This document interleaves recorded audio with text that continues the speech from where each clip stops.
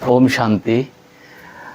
अब जब भी हम ब्रह्मा बाबा को याद करते हैं, तो ऐसा लगता है उनके साथ हमें कुछ समय बिताना चाहिए था कि हम लोग का एक दुर्भाग्य कहिए कि कभी हमें उन्हें टाइम नहीं मिला, हम उस एज के नहीं थे। लेकिन अगर अभी आपके सामने उस टाइम के कोई व्यक्ति, कोई भाई जी आ जाएँ और वो हमें ये बताएँ कि कैसी फीलिंग होती होगी जब आप साक्षात ब्रह्मा बाबा के साथ बैठे हैं, ब्रह्मा बाबा से ज्ञान ले रहे हैं, उनके साथ टाइम स्पेंड कर रहे हैं, खेल रहे हैं, उनकी बातें सुन रहे हैं, तो वो एक उस फीलिंग को हम कैसे ज़िंदा कर सकते हैं? तो इसको बताने के लिए हमारे साथ हैं जमुना प्रसाद भाई जी, जो 1963 से ब्रह्मा बाबा के साथ रहे और बाबा जब तक रहे, उनकी सेवा में भी रहे, उनका ज्ञान सुना। तो आज हमें जेपी भाई जी, जिन्हें हम शॉर्ट में जेपी भाई जी कहेंगे, जमुना प्रसाद भाई जी, बताएँगे कैसा उनका अनुभव रहा बाबा के साथ। भाई जी, ओम शांति। ओम शांति। ओम शांति। मैंने पहले बताया कि बाबा ने जब मकान बनाने का कार्य शुरू किया, तो चूंकि बाबा तो सांसारिक रीति से भी बहुत अनुभवी थे, बाबा ने कहा बच्चे सबसे पहले अपने घर का पानी होना चाहिए, क्योंकि मकान आदि का जो कार्य होता है उसमें पानी तो ज़रूर पहले चाहिए। तो बाबा को प्रेरणा आई कि सबसे पहले एक कुआं खोदा जाए। तो मेरे आने के पहले बाबा ने कुएं का कार्य चालू करा दिया था, और जो कोई थोड़ा जानकार थे तो उन्होंने कहा बाबा किसी वाटर डिवाइनर को बुलाया जाए जो ये बतलाएगा कि कहाँ पानी निकलेगा। बाबा अपने रूम से निकले और चक्कर लगाते लगाते जहाँ अभी कुआं है वहाँ जाकर खड़े हो गए, और बाबा ने कहा बच्चे यहाँ कुआं खोदो, यहाँ पानी निकलेगा। तो जब मैं आया तो कुएं का कुछ काम तो हो चुका था। उसके बाद बाबा ने वो सेवा मुझे दिया, कहा बच्चों तुमको ये सारा सेवा करनी है, करवानी है, क्योंकि यहाँ हिल स्टेशन में तो पत्थर के सिवाय और कुछ है नहीं। कहावत है ना, क्या पत्थर से पानी निकालना है या पत्थर के चने चबाना है। तो पत्थर तोड़ना ऐसे ही काम होता है। तो हमें तो वो सब कुछ मालूम नहीं था। बेशक हमने अपने गांव में अपना कुआं ज़रूर खुदवाया था, लेकिन वहाँ पत्थर क्या होता है वो हम नहीं जानते थे। यहाँ फिर मज़दूरों के सहयोग से और दूसरे अपने भाइयों के सहयोग से कुएं में ब्लास्टिंग करवाना, ड्रिल करवाना। वो कुआं लगभग 50 फुट गहरा खुदवाया, और पानी ज़मीन के हिसाब से तो नहीं निकलेगा, ये तो पहाड़ी इलाका है, लेकिन पानी उसमें आया और अभी भी उसका पानी यूज़ होता है। बेशक कुएं को अभी छत डाल के कवर कर दिया गया है, जो आप लोगों को देखने में नहीं आएगा। और उसी के पास में एक बोरवेल कराया गया है, जो दोनों का स्रोत एक ही है। तो अब ज़्यादा पानी उस बोरवेल से ही लिया जाता है। इस रीति से यहाँ 1, 2, 3, 4 कुएं हमने खुदवाए। एक पांडव भवन के मेन गेट के पास है, वो 70 फुट गहरा है। एक विज्ञान भवन के पैरेलल बिल्डिंग के पास है, वो बिल्डिंग बनने के पहले वो भी 50 फुट गहरा है। ये सारा कार्य बाबा ने एक तो साकार बाबा के होते किया, बाकी बाद में दीदी दादी की प्रेजेंसी में सारा कार्य हुआ है। बाबा हर रोज शाम को बैडमिंटन खेलते थे। बैडमिंटन में एक साइड में बाबा और उनके पीछे मैं और विश्वतन दादा होते थे, चौथा कोई नहीं। और एक साइड में सामने कोई बहनें होती थी, जैसे संदेशी बहन है, या बॉम्बे से कोई आ गई। नल्ली बहन के पिताजी होते थे काकू भाई। इस तरह से खास खास कोई बाबा के बच्चे, सरला बहन अहमदाबाद वाली, उनके 2 भाई आते थे। ऐसे कोई ना कोई बाबा के अनन्य बच्चे आते थे, बाबा बैडमिंटन खेलते थे। कभी कभी जब 2-4 ग्रुप यहाँ आ जाता था। तब बाबा टेनिस कोर्ट में, जहाँ अभी शांति स्तंभ बना हुआ है, बाबा की यादगार समाधि जिसको हम शांति स्तंभ कहते हैं, यहाँ पर बाबा क्रिकेट खेलते थे बच्चों के साथ, बच्चों को बहलाने के लिए। भाई जी अभी हम 2023 में बैठे हैं और अभी मैं देख रहा हूँ यहाँ पे बहुत सारे कंस्ट्रक्शन हो चुकी हैं, अलग अलग बिल्डिंग्स बन चुकी हैं, अलग अलग भवन के नाम दे दिए गए हैं। तो अगर मैं इसको रिवर्स करूँ 1963 में ले जाऊं, बाबा 1969 तक हमारे साथ थे, तो आप कैसा बताएंगे कहाँ पर क्या अभी बाबा का मैंने बतलाया है कि क्रिकेट तो हम वहाँ खेलते थे जहाँ अभी शांति स्तंभ है। कैरम बोर्ड अपने रूम में बाबा खेलते थे और बैडमिंटन जो है बाबा के का रूम और बाबा का बगीचा, जो बगीचे में बाबा की झोपड़ी बनी है, ये दोनों के बीच में एक करीब 20-22 फुट चौड़ा पैसेज है, अभी भी है, जिससे बैक गेट की तरफ या किचन की तरफ जाते हैं। यहाँ पर जहाँ आप देखेंगे एक आम का पेड़ भी बहुत बड़ा है, ये आम का पेड़ भी साकार ब्रह्मा बाबा ने लगाया था। इसी जगह पर बाबा बैडमिंटन खेलते थे। ये कच्ची जमीन होती थी और ये झोपड़ी जो है पहले कच्ची झोपड़ी अर्थात घास फूस की होती थी। बाबा हर रोज इस झोपड़ी में 2 घंटा आकर बैठते थे। बाबा की दिनचर्या ऐसी होती थी, बाबा मुरली चलाकर क्लास से आते थे, अपने रूम में बैठ जाते थे, बाबा चैम्बर करते थे, कोई न कोई हंसी की बात कर ली या फिर बाबा कहते बच्चे आज की मुरली आपको कैसी लगी, कोई न कोई टॉपिक पर बाबा 5-10 मिनट बात करते थे। इसके बाद फिर बाबा थोड़ा फ्रेश होकर नाश्ता करते थे और बाबा लगभग 10 बजे नाश्ता करने के बाद ऑफिस में आकर बैठते थे और ईशु बहन बाबा को सुनाती थी, बाबा इनका ये पत्र आया है, तो बाबा देखते थे कि इसेंशियल है तो उसी समय बाबा उसका जवाब लिखते थे और उसके बाद बाबा 11 बजे झोपड़ी में आके बगीचे में बैठते थे। पहले झोपड़ी घास फूस की होती थी, फर्श नीचे कच्चा होता था, सप्ताह में एक बार गोबर से उसकी लिपाई होती थी और वहाँ पर किसी भाई बहन को खास पर्सनल मिलना है तो झोपड़ी में बैठ के बाबा से वो मिल लेते थे। उसके बाद 11 सवा 11 बजे ईशु बहन सारी पोस्ट लेके आती थी।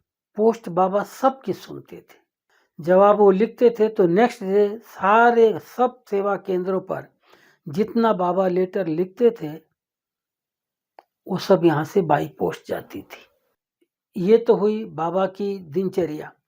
बाकी बाबा बीच में टाइम निकाल करके दिन में 1:30 बजे 2 बजे कभी भोजन के बाद 3 साढ़े 3 के करीब बाहर आते थे। ऐसे तो बाबा टाइम टू टाइम आते ही रहते थे। जो मकान आदि का कारोबार चलता था कंस्ट्रक्शन का, उस साइड भी बाबा एक बार तो रोजाना जरूर देखते थे। भाई जी अभी हम देख रहे हैं पांडवन में बैठे हैं, भी सब कुछ पक्का है और हम बात कर रहे हैं आपके 1963 की जब आप आए थे तब कुछ कच्चा था, तो अभी आपको अच्छा लगता है या उस टाइम की यादें आपको बहुत अच्छी लगती हैं या बाबा के साथ ऐसा लगता हो कि ऐसा मैं है, एक अच्छा जीवन जी रहा हूँ? ये समय जो है वो परिवर्तनशील होता है, दिनचर्या परिवर्तनशील होती है। जैसे सुबह से दिन, दिन से रात, रात से फिर सुबह होती है, ऐसे हर एक कार्य व्यवहार, हर एक संबंध संपर्क सब परिवर्तनशील होता है। हम कहें एक ही चीज एक ही बात एक जैसे संसार में चलेगी, ये हो नहीं सकता है। साकार मूल्यों में भी आपने सुना होगा कि बच्चे ये ब्रह्मा बाबा भी चला जाएगा लेकिन तुमको अपना सेवा केंद्र नहीं बंद करना है, ये बाबा की सेवा चलती रहेगी। तो आज हम यहाँ जो सेवा कर रहे हैं या कोई भी कर रहा है वो किसी की अपनी पर्सनल नहीं है। बेशक हमारे रग रग में बाप दादा समाया हुआ है, शिव बाबा समाया हुआ है, हर कार्य हम यही सोच के करते हैं कि ये बाबा का कार्य है, बाबा का यज्ञ है, हमें इसे अच्छी रीति करना है, जो सेवा बाबा ने दिया है वो करना है। जब मैं आया था कहने को तो तीसरा दिन हुआ, मुझे मम्मा ने बुलाया, मुझे कहा आप सिंधी सीखो। मैं सच्ची बताऊं, मुझे उर्दू से नफरत थी। मैं राज विद्या में भी उर्दू की जगह संस्कृत लिया था सब्जेक्ट, लेकिन अभी मुझे आए 2 दिन हुआ था, मैं मम्मा को कुछ बोल नहीं सकता था। मैंने हाँ जी कर दिया। मम्मा ने कहा एक भाई है, वो भाई के पास जाओ, वो आपको अलिफ बे लिख कर देगा और अभ्यास करो। दूसरे दिन मुझे मालूम नहीं था कि मम्मा हमको यही मिलेगी फिर। तो मम्मा ने मुझे फिर बुलाया, कहा नोटबुक ले आओ। जैसे एक टीचर किसी को बैठ के पढ़ाता है, वो नोटबुक देखा, कहा बस इतना ही। फिर मम्मा जो कि ईशू बहन का लिखा हुआ नोट मम्मा पढ़ती थी, उसके बाद वो लिखा जाता था छापने के लिए। मम्मा ने उसी नोट्स में एक पैराग्राफ मुझे अक्षर मिला मिला के पढ़ाया, और उसी से मैं धीरे धीरे अभ्यास करता गया और मैं सीख लिया सिंधी पढ़ना। तो हमको ये सिंधी मुरली छापना या कभी उसकी लाइन कोई मैच करना, कुछ करना, उसमें ये हमें शुरू से लेके आज तक सिंधी काम आती है। भाई जी, आपने 1960 में आप यहाँ आए और बाबा ने अपना देह त्याग 69 में किया। तो जो यहाँ पे दादी थी, आप थे, तो उस टाइम जब बाबा ने हमारा साथ छोड़ा तो कैसी एक अजीब सी फीलिंग रही होगी उस टाइम? अब उस समय का तो ऐसा है कि बाबा की 2-3 दिन पहले से तबीयत ठीक नहीं थी, और बाबा रात को ऑफिस में बैठे थे। भोजन क्या किया था वो तो मुझे नहीं मालूम है, लेकिन कुछ बहुत लाइट लेके आए होंगे। बाबा का भोजन होता भी बहुत थोड़ा लाइट था। आकर बैठे और बाबा के ठीक सामने 90 डिग्री पर मैं और एक सरदार जी यहाँ रहते थे, टेलर मास्टर ऑफ हो गए, हम दो ही खड़े थे। तो बाबा ने आके कुर्सी पर बैठ के बोला, ए बच्चू जाओ सबको बोल के आओ, क्योंकि उस समय ये लाउड स्पीकर सिस्टम नहीं होता था। सबको बोल के आओ बाबा जल्दी क्लास में आएगा। सभी आ गए, बाबा भी आए। मैं जब बोलने गया उसी समय बाबा ने ईशू बहन को कहा, बच्ची जितने लेटर्स पेंडिंग हैं सबका जवाब लिखवा लो। तो ईशू बहन ऐसे हंसी हंसी बाबा कहती, बाबा कल संडो है, संडो मीन्स संडे, आज तो सैटरडे, कल संडे, पोस्ट आनी नहीं है तो कल लिखना। तो बाबा ने कहा, बच्ची कल लिखें या ना लिखें, आज ही लिखवा लो। इस चीज को किसी ने अंडरस्टैंड नहीं किया। एक सिर्फ ईशू बहन ही थी और तो वहां कोई था ही नहीं। हम दो भाई चले गए। ईशू ने क्या समझा कि बाबा की तबीयत 2-3 दिन से थोड़ा नरम गरम चल रही है, क्या पता बाबा उस ख्याल से कह रहे होंगे कल लिखे ना लिखे, आज ही लिखवा लो। खैर वो तो लिखा बाबा ने। क्लास में बाबा ने मुरली चलाई, और जैसे रोज बाबा याद प्यार और मुरली में आता ना गुड मॉर्निंग, रात को बाबा गुड नाइट करते थे। और बाबा वहां से चले गेट तक, दरवाजे तक, हॉल के दरवाजे तक, अपनी खड़ाऊ पहनी, फिर बाबा एकदम से टर्न हो गए। कहा, अच्छा बच्चों से विदाई। ये चीज कैसेट में भरी हुई है भाई। ये 2 शब्द बोल के बाबा बाहर आ गए। बाबा आए, बाबा के पीछे ईशू बहन आई, और सब अभी अंदर ही थे हॉल में। उठना शुरू किया और मैं पीछे था हॉल में, तो मैं पीछे से बाहर आ गया। मैं कभी बाबा के पीछे पीछे नहीं आता था कि बाबा तो अभी रूम में जाएंगे ना, हम क्या करेंगे मालूम नहीं। यहाँ तक आंगन तक तो आते ही थे, आगे बाबा ईशू बहन का हाथ पकड़ के अंदर जाते थे। ये बाबा का डेली का रूटीन। मैं बाबा के पीछे पीछे हो लिया अंदर। ये पुराने मकान में उस गली से बाबा हमेशा उधर से आते थे, ये दरवाजे से कभी नहीं आते थे जो अभी है। वहां से गए तो वहां एक स्टेप है और ईशू बहन का हाथ पकड़ा हुआ था। स्टेप बाबा चढ़े और ईशू बहन को बोला, बच्ची बहुत दर्द हो रहा है। ये शब्द मैंने सुना है, लेकिन मुझे नहीं पता कि दर्द काहे का, किस बात का दर्द है। हम तो कभी ये हार्ट अटैक, इसका ये सब बातें कभी जानते ही नहीं थे, ज्ञान भी नहीं था कैसे होता, क्या होता है। लेकिन ये बाबा को अटैक पड़ा, हाल में ही पड़ा, कहाँ पड़ा, जो बाबा मुरली पूरी करके आ गए, रुके नहीं। लेकिन ये शब्द बाबा ने यीशु को बोला, तो मैं क्या समझा, 2-3 दिन से तबीयत बाबा की ठीक नहीं है, दर्द हो रहा होगा, कहीं शरीर है। मैं वहां से रिटर्न होके अपने रूम में चला गया। तो बाद में तो दादियां जाती है ना बाबा के पीछे रूम में। उस टाइम तो कुमार का दादी थी, दीदी तो थी भी नहीं, यहाँ टूर पर थी दी, इलाहाबाद गई हुई थी मेले में। तो दादी गई अंदर, और भी कौन गया मालूम नहीं, संदेशी दादी भी थी यहाँ। बाबा जाके लेट गए खाट पर।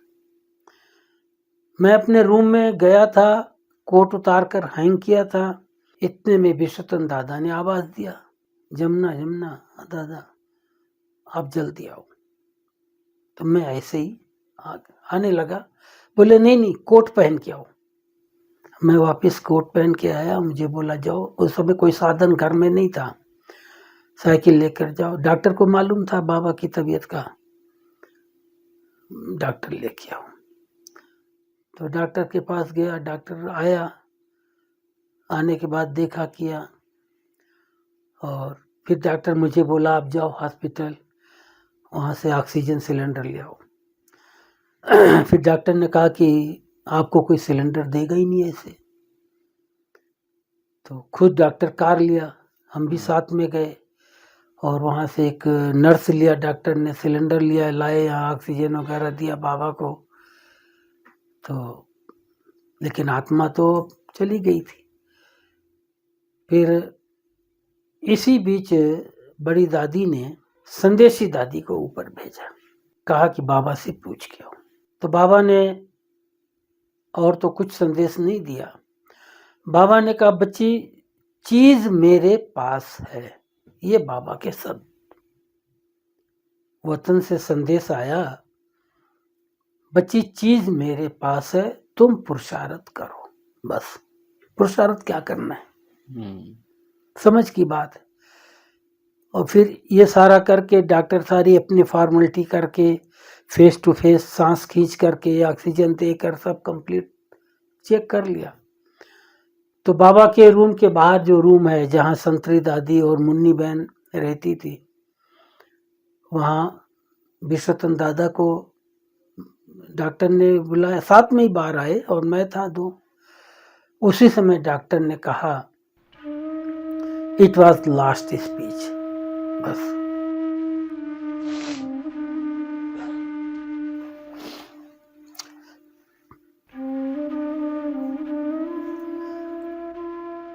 ये मतलब डॉक्टर के आखिरी बोल थे।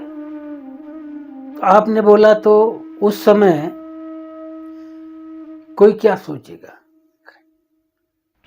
किसकी कोई बुद्धि चलती नहीं, अभी करें क्या, क्या सोचना है, क्या करना है।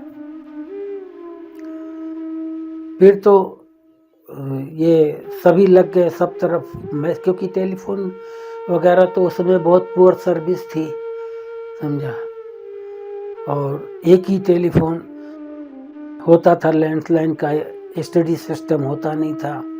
सब जगह टेलीग्राम करना, रात भर टेलीग्राम गया।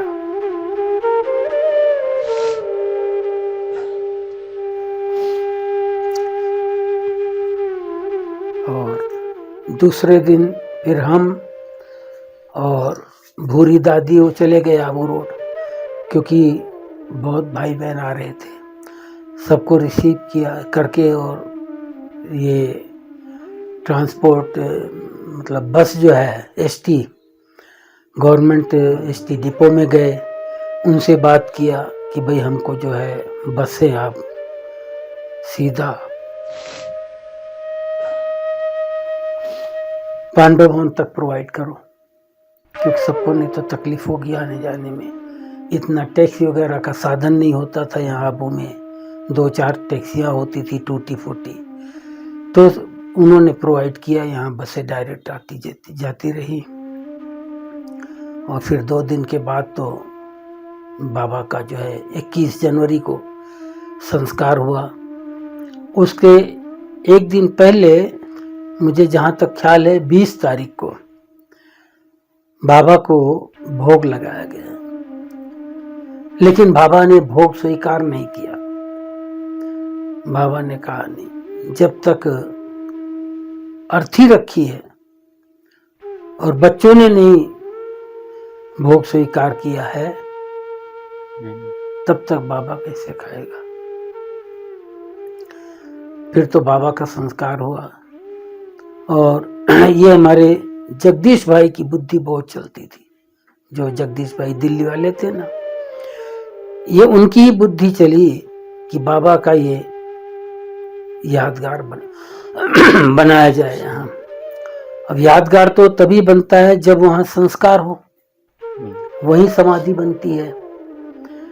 फिर एसपी और कलेक्टर से परमिशन लेकर के ऑफिशियली बाबा का यहाँ संस्कार हुआ। और फिर उसके बाद यहाँ ये बाबा की समाधि तैयार हुई, जिसको शांति स्तंभ के नाम से, शांति स्तंभ इसलिए हम लोग कहते हैं क्योंकि समाधि शब्द एक दुनियावी शब्द है। हालांकि सारी दुनिया में ये समाधि शब्द से ही फेमस है, समझा। अभी भी कोई आते हैं नए, एक दिन एक भाई किसी को बता रहा था, तो उसके मुख से निकला कि ये समाधि है। आप कहेंगे ये टावर ऑफ पीस है, वो क्या समझे व्हाट इज टावर। इसलिए हम उनको कहते हैं पहले ये समाधि बाबा की, जिसको हम टावर ऑफ पीस या शांति स्तंभ कहते हैं। इस रीति से तो हमारी भाषा भी और दुनिया की भाषा भी वो लोग समझ जाएंगे। ओम शांति।